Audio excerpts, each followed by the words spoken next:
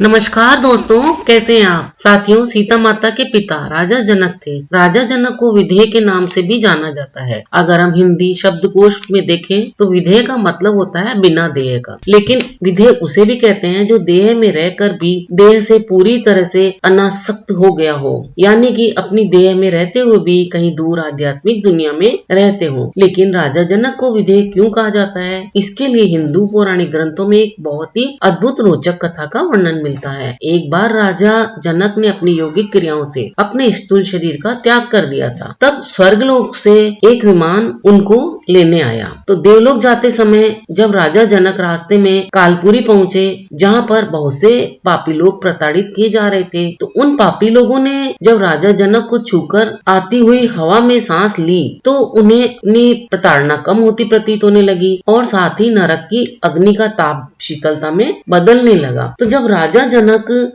वहां से जाने लगे तब नरकवासियों ने उनसे रुकने की बहुत प्रार्थना करी। इस पर राजा जनक ने विचार किया कि यदि ये नरकवासी मेरी उपस्थिति में कुछ आराम अनुभव करते हैं तो मैं इसी कालपुरी में रहूंगा, यही मेरा स्वर्ग होगा। ऐसा विचार करते हुए वे वहीं कालपुरी में रुक गए। जब काल पापियों को उनके कर्मों के अनुसार दंड देने के विचार से वहां पहुंचे तो जनक को वहां देखकर यमराज ने उनसे पूछा कि आप यहाँ नरक में क्या कर रहे हो। तब उन्हें राजा जनक जी ने वहां अपने ठहरने का कारण बताते हुए कहा कि वे यहाँ से तभी प्रस्थान करेंगे, आगे जाएंगे, जब यमराज उन सब पापियों को मुक्त कर देंगे। तब यमराज ने प्रत्येक पापी के विषय में विस्तार से बताते हुए उनसे कहा कि किस गलत कर्म के कारण इनको प्रताड़ित किया जा रहा है। उनकी बात सुनकर राजा जनक ने यमराज से उनकी प्रताड़ना से मुक्ति का उपाय पूछा। तो यमराज ने कहा कि अगर आप अपने कुछ पुण्य इनको दे दो तो ही इनकी मुक्ति